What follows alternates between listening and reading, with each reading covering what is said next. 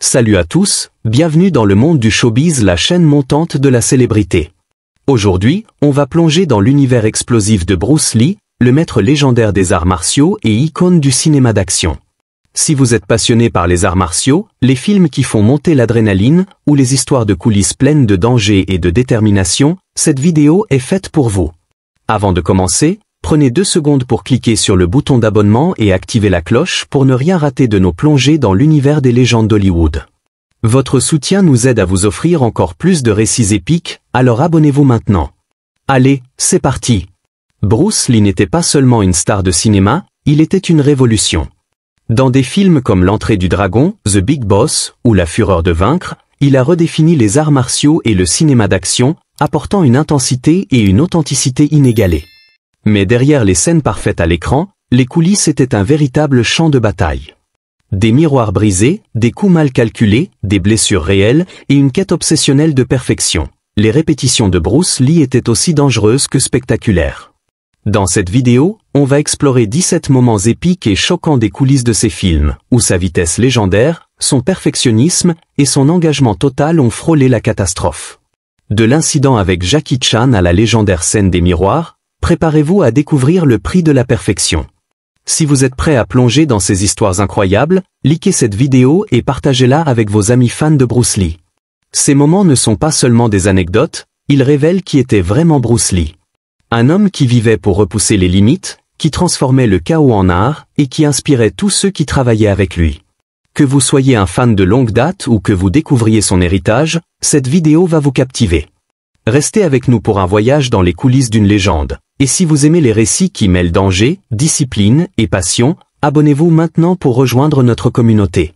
Commençons avec l'un des moments les plus iconiques du cinéma, la scène finale des miroirs dans L'Entrée du Dragon. Bruce Lee affrontant Han dans un labyrinthe de reflets est une séquence qui allie style, brutalité et suspense psychologique. Mais derrière cette perfection visuelle, les coulisses étaient un véritable cauchemar. Le décor, composé de dizaines de miroirs, créait des reflets infinis qui désorientaient même les cadreurs les plus expérimentés. Pour Bruce, la chorégraphie était un défi herculéen, chaque mouvement devait être précis pour éviter de briser le verre. Lors d'une répétition, sa vitesse légendaire a causé un accident. Un coup de poing fulgurant a fracassé un miroir, projetant des éclats partout. L'équipe, paniquée, a cru qu'il s'était blessé. Mais Bruce, imperturbable, a essuyé les morceaux de verre de son bras et a exigé que les caméras continuent de tourner. Si vous êtes fasciné par cette intensité, cliquez sur ce bouton d'abonnement pour ne rien rater de nos histoires sur les légendes du cinéma. Le danger était réel. Avec des éclats de verre éparpillés, chaque coup de pied et chaque rotation risquait une blessure grave. Un caméraman a avoué avoir eu du mal à garder l'objectif stable, terrifié à l'idée que Bruce glisse ou se coupe. Pourtant, Bruce insistait pour utiliser de vrais miroirs plutôt que des accessoires sécurisés, arguant que seul le verre authentique pouvait capturer l'impact psychologique de la scène. Les images des répétitions montrent un Bruce trempé de sueur, ses poings traversant les reflets et le bruit du verre brisé résonnant. C'était le chaos transformé en art, une preuve de son engagement à offrir un réalisme brut. Cette scène n'est pas seulement un chef-d'œuvre cinématographique, elle incarne la philosophie de Bruce Lee, où le danger et la perfection se rencontrent. Passons à The Big Boss, 1971, le film qui a propulsé Bruce Lee vers la gloire internationale et établi sa réputation comme pionnier du cinéma d'action. Ce film, tourné à Bangkok dans des conditions souvent précaires, est célèbre pour ses combats brutaux et réalistes. Mais derrière ces scènes emblématiques se cachait un environnement de tournage chaotique, où le danger était omniprésent. Une répétition dans une usine de glace, utilisée comme décor pour une séquence clé, a failli tourner au désastre, révélant à la fois l'intensité de Bruce Lee et les risques qu'il prenait pour offrir un réalisme inégalé. Si vous êtes fasciné par ces coulisses explosives, cliquez sur ce bouton d'abonnement pour ne rien rater de nos histoires sur les légendes du cinéma. Le décor de l'usine de glace était loin des plateaux sophistiqués d'Hollywood. C'était un véritable lieu de travail, avec des sols glissants, des outils tranchants et des machines lourdes. Bruce, déterminé à capturer l'authenticité, insistait pour chorégraphier des mouvements à pleine puissance avec les cascadeurs, souvent des locaux peu habitués à ce niveau d'intensité. Lors d'une répétition pour une scène où son personnage, Chen Chang, affrontait plusieurs adversaires, Bruce a lancé un coup de pied circulaire dévastateur, censé s'arrêter à quelques centimètres de la tête d'un cascadeur. Mais sur le sol glissant, imbibé d'eau fondue, son contrôle légendaire a vacillé. Le coup a frappé plus fort que prévu, envoyant le cascadeur s'écraser contre une pile de caisses en bois. Le bruit de l'impact a résonné, et l'équipe s'est figée, craignant une blessure grave. Les caméras, toujours en marche, ont capturé un moment rare, Bruce Lee, visiblement secoué, abandonnant son rôle pour se précipiter vers le cascadeur. Heureusement, l'homme était sonné mais indemne. Il a même ri pour détendre l'atmosphère, disant « Si ça ne fait pas mal, ce n'est pas du Bruce Lee ». Mais Bruce, lui, ne plaisantait pas. Cet incident l'a profondément marqué, non pas à cause de l'erreur, mais parce qu'il mettait en danger ceux qui travaillaient avec lui. Il a immédiatement stoppé la répétition, rassemblé l'équipe, et analysé les images image par image pour comprendre ce qui avait mal tourné. Ce n'était pas juste une question de perfectionnisme, c'était une question de responsabilité. Bruce a restructuré la chorégraphie, ajustant les angles et les distances pour minimiser les risques tout en préservant l'intensité. Il a également passé des heures à entraîner les cascadeurs, leur enseignant comment anticiper ces mouvements ultra rapides. Ce moment a révélé deux facettes de Bruce, son obsession pour le réalisme, qui donnait à The Big Boss son énergie brute, et son engagement à protéger son équipe, même au prix d'un travail supplémentaire. Cet incident illustre également le contexte unique de la production. À l'époque, l'industrie cinématographique de Hong Kong fonctionnait avec des budgets limités et des délais serrés. Contrairement à Hollywood, où les cascadeurs bénéficiaient de protection et d'entraînement rigoureux, les plateaux de The Big Boss étaient improvisés, avec des cascadeurs locaux souvent recrutés pour leur courage plus que pour leur expérience. Bruce, conscient de ces contraintes, portait une pression énorme. Il devait non seulement livrer des performances révolutionnaires, mais aussi élever le niveau de toute l'équipe. Cette répétition catastrophique est devenue une leçon pour le plateau. Travailler avec Bruce Lee signifiait accepter le danger, mais aussi apprendre de sa discipline. Si vous admirez cette quête d'excellence, likez et abonnez-vous pour plus de récits sur les coulisses de Bruce Lee. Dans une autre scène mémorable de The Big Boss, tournée à l'extérieur de l'usine de glace sous une chaleur étouffante de Bangkok, Bruce affrontait une horde d'adversaires dans un combat qui incarnait sa philosophie, vitesse, précision et impact. La chorégraphie demandait une série de coups de poing rapides suivis d'un coup de pied dévastateur qui envoyait un cascadeur au sol. Sur le papier, cela semblait simple. Mais en réalité, la vitesse légendaire de Bruce Lee était un défi pour les cascadeurs, qui peinaient à réagir à temps. Lors d'une prise, Bruce a lancé un coup de poing à une vitesse fulgurante, visant à frôler la mâchoire d'un cascadeur pour un effet dramatique. Mais le timing n'était pas parfait. Le coup a atteint l'homme en plein visage, le faisant chanceler et s'effondrer dans la poussière. Le plateau s'est figé dans un silence oppressant. Était-ce une performance ou une véritable blessure? Les caméras ont capturé l'instant où Bruce, abandonnant son personnage, s'est précipité pour s'agenouiller près du cascadeur, vérifiant son état avec une inquiétude palpable. Heureusement, l'homme n'avait qu'une douleur temporaire, mais l'incident a secoué l'équipe. Ce n'était pas juste une erreur technique, c'était un rappel que travailler avec Bruce Lee signifiait évoluer à la frontière entre chorégraphie et combat réel. Plutôt que de ralentir ses mouvements pour éviter d'autres accidents, Bruce a choisi une approche typique de sa philosophie, il a pris en charge l'entraînement des cascadeurs lui-même. Pendant des heures, il les a drillés, leur apprenant à anticiper ses frappes et à ajuster leurs réactions pour correspondre à sa vitesse. Cette détermination à allier authenticité et sécurité a transformé l'équipe, qui est passée d'une nervosité initiale à une admiration sans borne. Cette scène illustre également l'impact de Bruce Lee sur le cinéma d'action. À une époque où les combats à l'écran étaient souvent théâtraux, avec des mouvements exagérés, Bruce insistait pour que chaque coup semble réel. Cela demandait une coordination parfaite, non seulement de sa part, mais aussi de celle des cascadeurs et des cadreurs. Les conditions difficiles de Bangkok, chaleur accablante, sol inégal, équipement limité, rendaient cette quête encore plus complexe. Pourtant, Bruce voyait ces défis comme des opportunités pour élever le niveau du film. Les images des répétitions montrent un Bruce trempé de sueur, corrigeant chaque détail, du positionnement des pieds à l'angle des caméras, pour capturer l'essence du combat. Ce moment n'était pas seulement une anecdote, il incarnait la révolution que Bruce Lee apportait au cinéma, transformant les combats en une forme d'art brut et authentique. À mi-parcours de The Big Boss, Bruce Lee avait déjà imposé sa marque sur le plateau, une présence magnétique, une vitesse inégalée et une exigence absolue. Mais une scène dans une cour poussiéreuse, où son personnage affrontait un groupe d'attaquants, a testé la patience de tous. Les cascadeurs, souvent des locaux enthousiastes mais peu entraînés, voulaient impressionner Bruce, parfois au détriment de la chorégraphie. Lors d'une répétition, l'un d'eux a rompu le plan, lançant une attaque réelle trop agressive.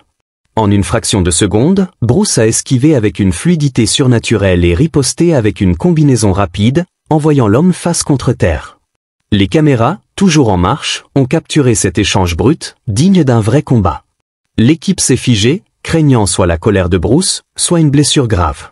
Mais Bruce, fidèle à sa philosophie, a relevé le cascadeur, l'a dépoussiéré, et a adressé un message clair à l'équipe: la discipline est plus importante que le courage. Sans contrôle, on ne crée pas de l'art, on crée du chaos.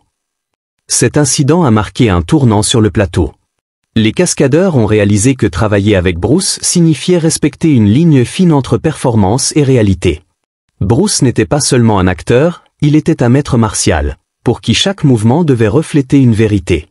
Les répétitions suivantes ont été marquées par une rigueur accrue, avec Bruce supervisant chaque détail pour éviter d'autres dérapages. Les images de cette scène, revues plus tard, montrent à quel point Bruce brouillait les frontières entre chorégraphie et combat réel. Sa philosophie, offrir à la caméra une vérité absolue, donnait à The Big Boss une intensité brute, mais elle exigeait une discipline de fer de la part de tous. Si vous êtes impressionné par cette quête de perfection, abonnez-vous à la chaîne pour plus de récits sur les coulisses de Bruce Lee. Cette scène reflète également le contexte culturel de l'époque. Dans les années 70, le cinéma de Hong Kong était en pleine ascension, mais il manquait des infrastructures modernes. Bruce, formé aux États-Unis et influencé par les arts martiaux occidentaux et orientaux, apportait une approche hybride qui détonnait. Il voulait que ses films transcendent les clichés des films de kung-fu, souvent caricaturaux, pour offrir une vision universelle des arts martiaux. Cette ambition l'obligeait à repousser les limites, non seulement physiques, mais aussi techniques, dans un environnement où les erreurs pouvaient avoir des conséquences graves. Cet incident dans la cour poussiéreuse est un exemple parfait de cette tension, un moment où le danger a révélé la profondeur de son engagement.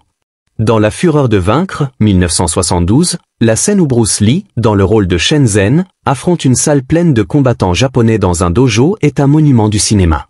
Ce moment, chargé de symbolisme, un Chinois défiant l'arrogance d'un dojo japonais, était une déclaration de résistance culturelle. Mais les coulisses étaient un véritable test d'endurance, tant pour Bruce que pour l'équipe. Si vous êtes captivé par cette intensité, abonnez-vous maintenant pour plonger dans d'autres histoires épiques sur Bruce Lee. Fusée. Bruce insistait pour des prises multiples, exigeant que chaque mouvement soit parfait. Les cascadeurs, souvent inexpérimentés face à sa vitesse fulgurante, étaient épuisés après des heures de répétition. Lors d'une prise, un cascadeur a mal jugé un coup de bâton, qui a atterri plus fort que prévu sur l'épaule de Bruce. Le bruit a résonné, suivi d'un silence tendu. L'équipe a stoppé net, craignant une blessure. Bruce, visiblement secoué, s'est assuré que le cascadeur allait bien avant de reprendre, mais il a saisi l'occasion pour adresser un message à l'équipe: on doit être féroce, mais prudent. Le combat doit sembler réel, mais personne ne doit souffrir. Cette ligne fine entre performance et réalité était au cœur de sa vision. Les répétitions ont repris avec une rigueur accrue, Bruce corrigeant chaque détail pour capturer l'énergie brute de la scène. Ce moment illustre l'impact de Bruce sur ses collaborateurs. Il ne se contentait pas d'être la star, il était un leader, un professeur et un perfectionniste.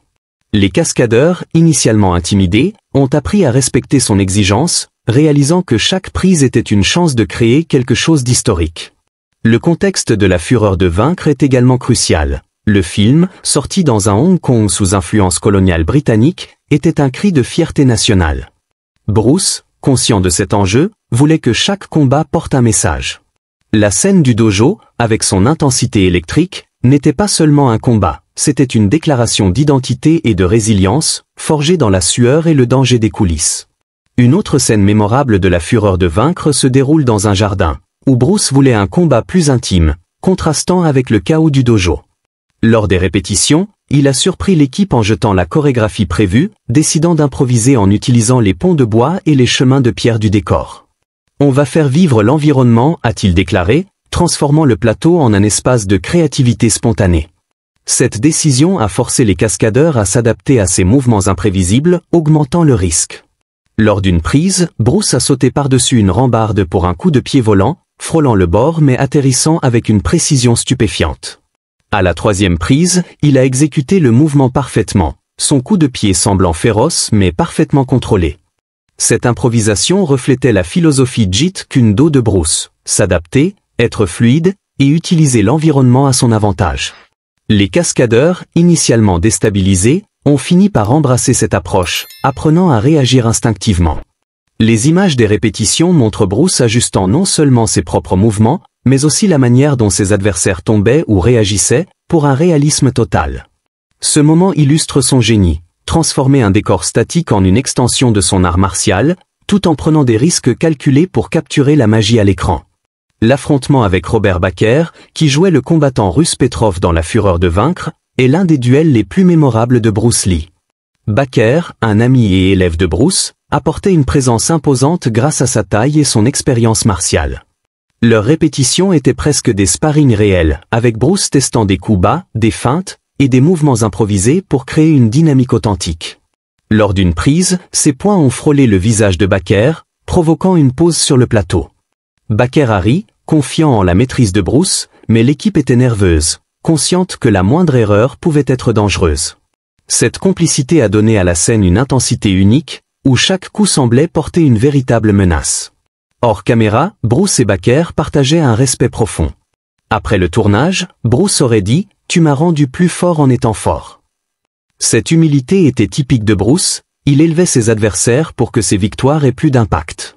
Le contexte de ce combat, dans un film chargé de symbolisme anticolonial, ajoutait une couche de signification. Bruce voulait que chaque mouvement reflète la colère et la dignité de son personnage, et Baker était le partenaire idéal pour incarner cette tension. Les répétitions, souvent filmées, montrent un Bruce concentré, ajustant chaque détail pour que le combat raconte une histoire. Dans La Fureur de vaincre, le bref mais intense combat contre Riki Hashimoto, un combattant du dojo japonais, est un autre moment fort. Hashimoto, intimidé par la vitesse de Bruce, a admis avoir eu du mal à suivre. Lors des répétitions, Bruce l'a encouragé, ne cherche pas la précision, ressens le combat. Laisse-le vivre. Un coup de Bruce a frôlé ses cheveux, et une poussée a presque fait tomber Hashimoto pour de vrai. Il a ri, disant « Si tu ne me pousses pas fort, le public n'y croira pas ».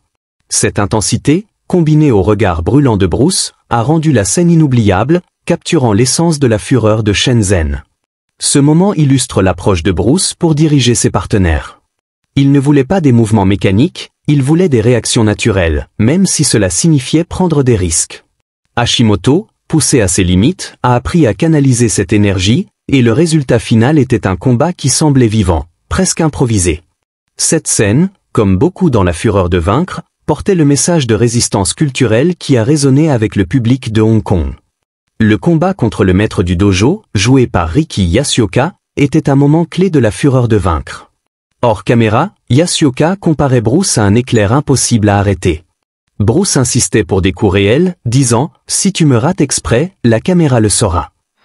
Lors d'une répétition, un coup de Yasuoka a frôlé le menton de Bruce, qui a souri, ravi de l'intensité. Ce respect mutuel a donné à la scène une énergie de défi et de dignité, où chaque mouvement semblait chargé de sens. Yasuoka, impressionné par l'énergie de Bruce, a noté que travailler avec lui était comme affronter une force de la nature. Le contexte culturel de cette scène ajoutait une profondeur supplémentaire. Le dojo japonais, symbole d'oppression dans le film, était défié par Shenzhen, incarnant la fierté chinoise. Bruce, conscient de cet enjeu, voulait que le combat soit plus qu'une performance, une déclaration.